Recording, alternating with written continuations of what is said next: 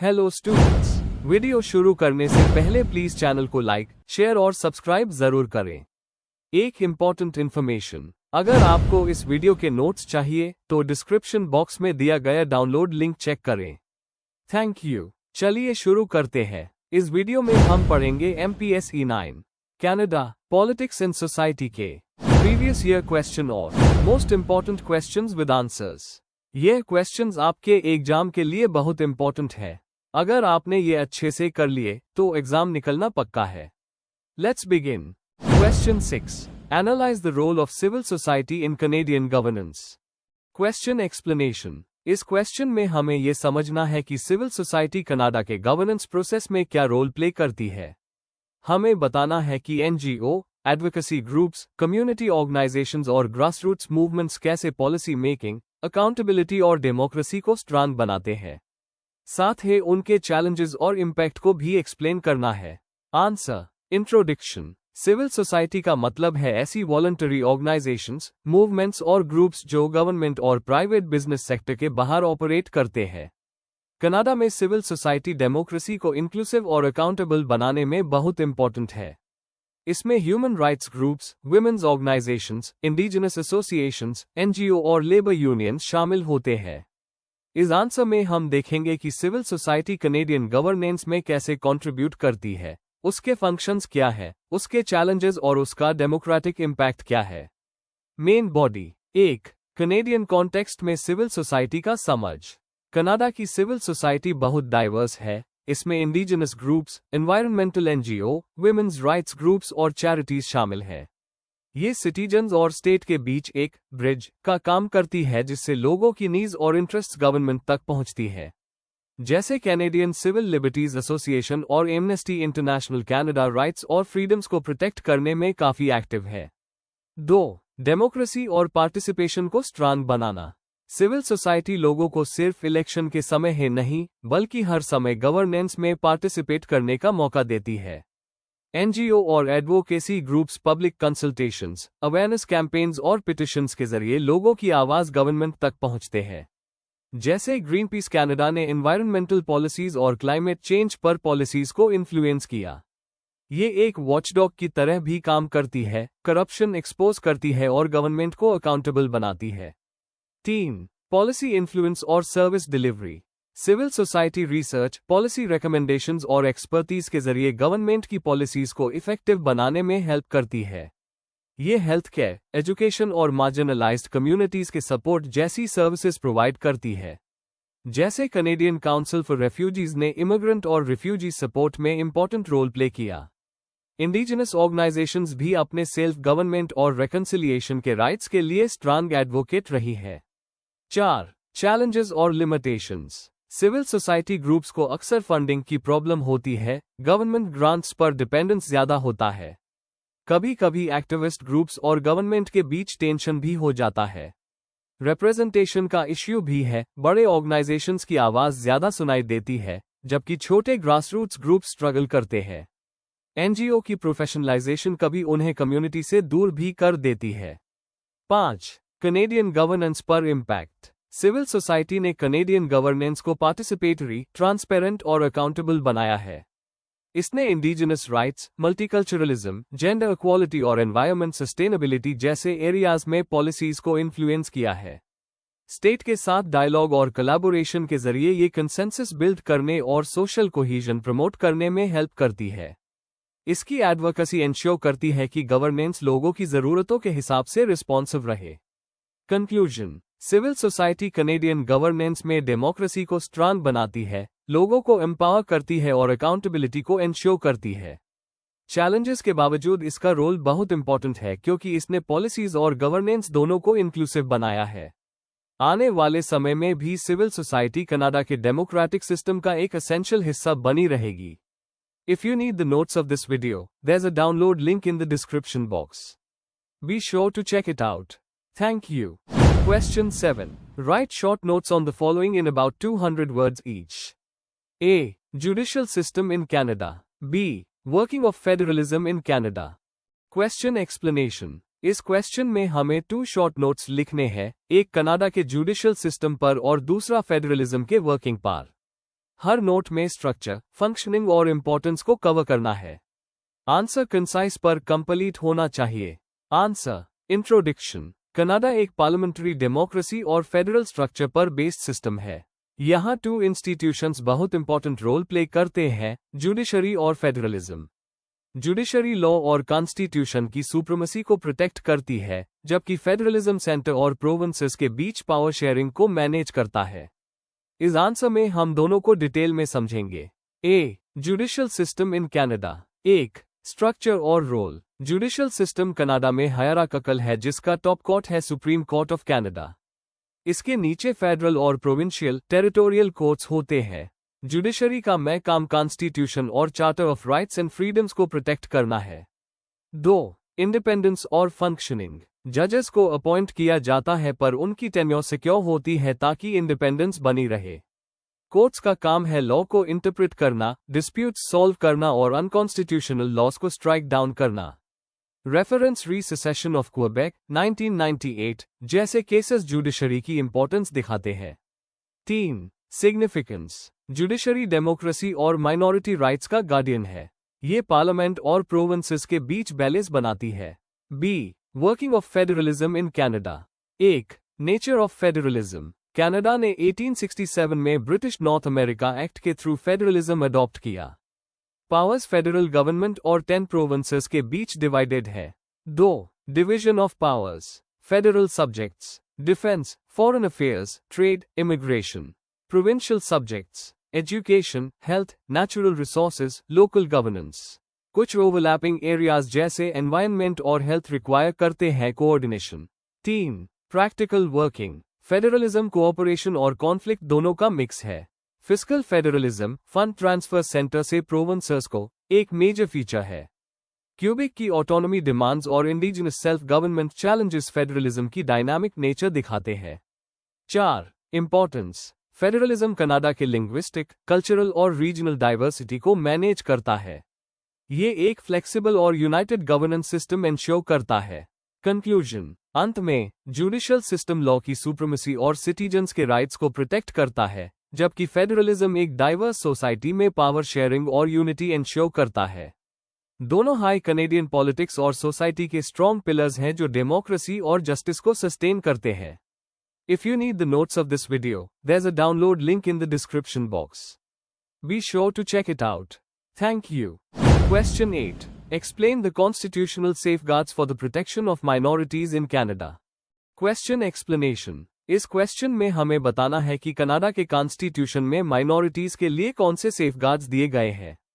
हमें language rights, equality provisions, indigenous rights और multiculturalism के प्रोटेक्शन के बारे में डिटेल में एक्सप्लेन करना है। Answer introduction. कनाडा एक बहुत ही डाइवर्स कंट्री है जहां इंग्लिश और फ्रेंच कम्युनिटीज के अलावा इंडिजिनस पीपल्स और इमिग्रेंट माइनॉरिटीज भी रहते हैं। इन सभी ग्रुप्स के राइट्स प्रोटेक्ट करना कनेडियन डेमोक्रेसी का कोर प्रिंसिपल है। 1982 का charter of rights and freedoms इसमें सबसे बड़ा रोल प्ले करता है। इस आंसर में हम देखेंगे कि कॉन्स्टिट्यूशन किस तरह से माइनॉरिटीज को सेफगार्ड करता है और उनके राइट्स को प्रोटेक्ट करता है। Main body. 1 माइनॉरिटी राइट्स का हिस्टोरिकल बैकग्राउंड। कनाडा की पॉलिटिक्स और कॉन्स्टिट्यूशन मेनली इंग्लिश और फ्रेंच लिंग्विस्टिक ग्रुप्स के कोएग्जिस्टेंस पर बेस्ड है। ब्रिटिश नॉर्थ अमेरिका एक्ट 1867 ने शुरुआत में कैथोलिक और प्रोटेस्टेंट माइनॉरिटीज के एजुकेशनल राइट्स को सिक्योर किया। धीरे धीरे ये प्रोटेक्शन एक्सपैंड होकर इंडिजिनस और इमिग्रेंट कम्युनिटीज तक पहुंची। 2 Canadian charter of rights and freedoms 1982। Charter minorities के लिए सबसे इंपॉर्टेंट सेफगार्ड है। यह इंश्योर करता है इक्वालिटी राइट्स सेक्शन 15। सब लोग लॉ के सामने इक्वल है। किसी को भी रेस, लैंग्वेज, रिलीजन या जेंडर बेसिस पर डिस्क्रिमिनेट नहीं किया जा सकता। Language rights section 16 to 23। English और फ्रेंच दोनों ऑफिशियल लैंग्वेजेस है। दोनों के लिए इक्वल ट्रीटमेंट और minority language education rights ensure किए गए। Fundamental freedoms section 2। Freedom of religion, expression और एसोसिएशन जो माइनॉरिटीज को अपनी कल्चरल आइडेंटिटी प्रिजर्व करने का राइट देते हैं। 3 इंडिजिनस पीपल्स के राइट्स। इंडिजिनस कम्युनिटीज जैसे फर्स्ट नेशंस, इन्यूट और मेटिस के राइट्स को कॉन्स्टिट्यूशन एक्ट 1982 सेक्शन 35 में रिकॉग्नाइज किया गया है। इनमें लैंड और कल्चरल प्रैक्टिसेस जैसे हंटिंग, फिशिंग राइट्स और सेल्फ गवर्नमेंट का कॉन्सेप्ट इंक्लूड है। सुप्रीम कोर्ट के डिसीजंस जैसे आरवी स्पैरो 1990 ने इंडिजिनस राइट्स को और स्ट्रेंथन किया। 4. मल्टीकल्चरलिज्म और माइनॉरिटी प्रोटेक्शन। 1971 में कनाडा ने मल्टीकल्चरलिज्म पॉलिसी अडॉप्ट की, जो बाद में चार्टर के सेक्शन 27 में इंक्लूड हुई। इससे इमिग्रेंट और कल्चरल माइनॉरिटीज अपनी हेरिटेज और कल्चर को फ्रीली प्रिजर्व कर सकते हैं। स्कूल्स, कल्चरल एसोसिएशंस और रिलीजियस ऑर्गेनाइजेशंस बनाना माइनॉरिटीज का गारंटीड राइट है। 5. जुडिशरी का role. Supreme Court of Canada ने हमेशा माइनॉरिटी राइट्स को प्रोटेक्ट करने में प्रोएक्टिव रोल प्ले किया। Andrews v, Law Society of British Columbia 1989 जैसे केसेस ने सेक्शन 15 के इक्वालिटी राइट्स को और ब्रॉडन किया। जुडिशरी ने एंश्योर किया है कि माइनॉरिटी लैंग्वेज, एजुकेशन और कल्चरल फ्रीडम को प्रोटेक्ट किया जाए। Conclusion. Overall, Canadian constitution minorities के लिए स्ट्रांग फ्रेमवर्क बनाता है जिसमें equality, language rights, indigenous safeguards और मल्टीकल्चरलिज्म के प्रोविजंस इंक्लूडेड है। ये सब कनाडा के प्लूरलिज्म और डाइवर्सिटी को रिफ्लेक्ट करते हैं। माइनॉरिटीज की प्रोटेक्शन सिर्फ लीगल रिक्वायरमेंट नहीं है, बल्कि कनेडियन डेमोक्रेसी की स्ट्रेंथ भी है। If you need the notes of this video, there's a download link in the description box. Be sure to check it out. Thank you. Question 9. Discuss the India-Canada partnership during Cold War era. Question explanation. इस question में हमें India और Canada के relations को cold war के दौरान 1947 to 1991 समझना है। हमें बताना है कि दोनों के बीच पॉलिटिकल, इकोनॉमिक और डिप्लोमेटिक टाइज कैसे डेवलप हुए, किस चीज ने कोऑपरेशन बनाया और किस वजह से टेंशन्स आए। आंसर। इंट्रोडक्शन। इंडिया और कनाडा दोनों ही कॉमनवेल्थ के मेंबर्स दी और डेमोक्रेसी और पार्लियामेंट्री सिस्टम जैसे कॉमन वैल्यूज शेयर करते थे। कोल्ड वॉर के दौरान दोनों के रिलेशंस ग्लोबल पॉलिटिक्स, ट्रेड और डेवलपमेंट कोऑपरेशन से इन्फ्लुएंस हुए। कनाडा वेस्टर्न ब्लॉक और नाटो के करीब था, जबकि इंडिया ने नॉन अलाइनमेंट पॉलिसी अपनाई। इस वजह से कभी कोऑपरेशन हुआ तो कभी फ्रिक्शन। न्यूक्लियर एनर्जी, ट्रेड और एड जैसी फील्ड्स में दोनों ने काम किया, लेकिन कुछ इश्यूज से रिलेशंस वीक भी हुए। Main body. 1. Early phase of relations 1947 to 1960। India की इंडिपेंडेंस के बाद कनाडा पहले वेस्टर्न कंट्रीज में से था जिसने इंडिया से स्ट्रॉन्ग डिप्लोमेटिक टाइज बनाए। कनाडा ने इंडिया को डेवलपमेंट एड दी, एग्रीकल्चर, हेल्थ और एजुकेशन में। सबसे बड़ा माइलस्टोन था 1956 में कैंडू न्यूक्लियर रिएक्टर का कोऑपरेशन। कोल्ड वॉर प्रेशर के बावजूद दोनों ने अपनी डेमोक्रेसी और कॉमनवेल्थ के कॉमन ट्रेडिशंस के बेस पर फ्रेंडली रिलेशंस रखे। 2. Non alignment versus Canadian western alliance. India ने नॉन अलाइंड मूवमेंट नाम अपनाया और किसी ब्लॉक में शामिल नहीं हुआ। कनाडा नाटो का मेंबर था और यूएस के साथ ज्यादा अलाइंड था। इस वजह से दोनों के व्यूज कई ग्लोबल इश्यूज पर अलग होते थे। एग्जाम्पल के तौर पर इंडिया वेस्टर्न इंटरवेंशंस को क्रिटिसाइज करता था, जबकि कनाडा उन्हें सपोर्ट करता था। लेकिन कनाडा ने इंडिया के इंडिपेंडेंट स्टांस को रिस्पेक्ट किया और डेवलपिंग वर्ल्ड में उसकी लीडरशिप को एक्सेप्ट किया। 3. Economic and development cooperation. Canada 1950 to 70 में इंडिया का एक मेजर एड डोनर था। कोलंबो प्लान के थ्रू कनाडा ने इंडिया की इकोनॉमी को सपोर्ट किया। Aid steel plants, agriculture modernisation और एजुकेशन स्कॉलरशिप्स में उस हुई। ट्रेड भी धीरे धीरे ग्रो हुआ। इंडिया टेक्सटाइल्स और हैंडीक्राफ्ट्स एक्सपोर्ट करता था और कनाडा से मशीनरी, फर्टिलाइजर्स और टेक्नोलॉजी इंपोर्ट होती थी। 4. Nuclear disagreements and strains 1970 to 1980। 1974 में जब इंडिया ने अपना पहला न्यूक्लियर टेस्ट किया, स्माइलिंग बुद्धा, कनाडा ने अक्यूज किया कि इंडियन टेस्ट में कनेडियन टेक्नोलॉजी का मिसयूज हुआ। रिजल्ट यह हुआ कि कनाडा ने न्यूक्लियर कोऑपरेशन रोक दिया और दोनों के रिलेशंस में ट्रस्ट इशू आ गया। एड और ट्रेड कुछ हद तक चलते रहे, लेकिन टेक्नोलॉजी कोऑपरेशन वीक हो गया। कनाडा को यह भी कंसर्न था कि इंडिया सोवियत यूनियन के ज्यादा करीब हो गया था।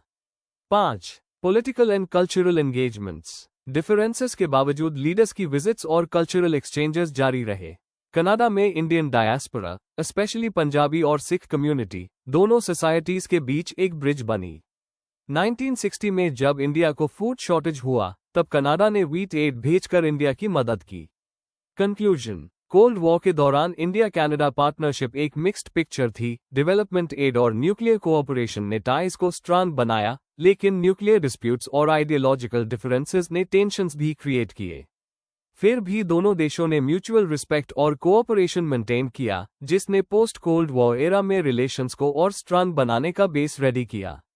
If you need the notes of this video, there's a download link in the description box. Be sure to check it out. Thank you. Question 10.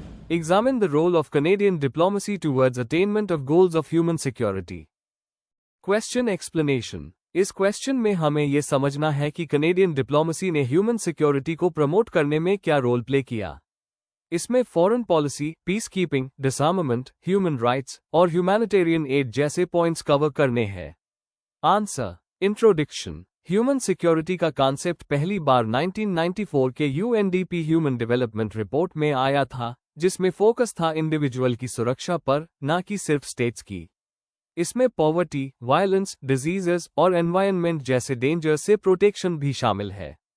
Canada की डिप्लोमेसी इस कॉन्सेप्ट से काफी क्लोजली लिंक्ड रही है। अपने peace keeping roles, multilateral efforts और human rights initiatives के जरिए कनाडा ने ह्यूमन सिक्योरिटी को एक ग्लोबल एजेंडा बनाने की कोशिश की है। अब हम देखते हैं कि किस तरह कनेडियन डिप्लोमेसी ने इसमें योगदान दिया। Main body. 1. Canadian foreign policy और ह्यूमन सिक्योरिटी एजेंडा। 1990 में फॉरेन मिनिस्टर लॉयड एक्सवर्दी के टाइम पर ह्यूमन सिक्योरिटी को फॉरेन पॉलिसी का मेन पिलर बनाया गया। इस एजेंडा का फोकस था कि डिप्लोमेसी सिर्फ नेशनल सिक्योरिटी तक लिमिटेड ना हो, बल्कि लोगों की सुरक्षा पर भी हो। इसमें वार, वायलेंस, ह्यूमन राइट्स अब्यूसेस और इकोनॉमिक इनसिक्योरिटी से बचाव शामिल था। कनाडा ने वर्ल्ड को बताया कि डिप्लोमेसी का असली एम लोगों को सेफ रखना होना चाहिए। 2. इंटरनेशनल इंस्टीट्यूशंस और मल्टीलैटरल रोल। कनाडा ने यूएन के जरिए पीस कीपिंग और ह्यूमैनिटेरियन इंटरवेंशंस को सपोर्ट किया। इंटरनेशनल क्रिमिनल कोर्ट (आईसीसी) बनाने में भी कनाडा का मेजर रोल रहा। कोल्ड वॉर के टाइम और उसके बाद कनाडा यूएन पीस कीपिंग का टॉप कंट्रीब्यूटर था। नेटो, G7 और यूएन फोरम्स में भी कनाडा ने कोऑपरेटिव सिक्योरिटी को प्रमोट किया। 3. डिसआर्ममेंट और आर्म्स कंट्रोल डिप्लोमेसी। कनाडा ने ऑटावा ट्रीटी 1997 के थ्रू लैंड माइन्स बैन करवाने में सबसे बड़ा रोल प्ले किया।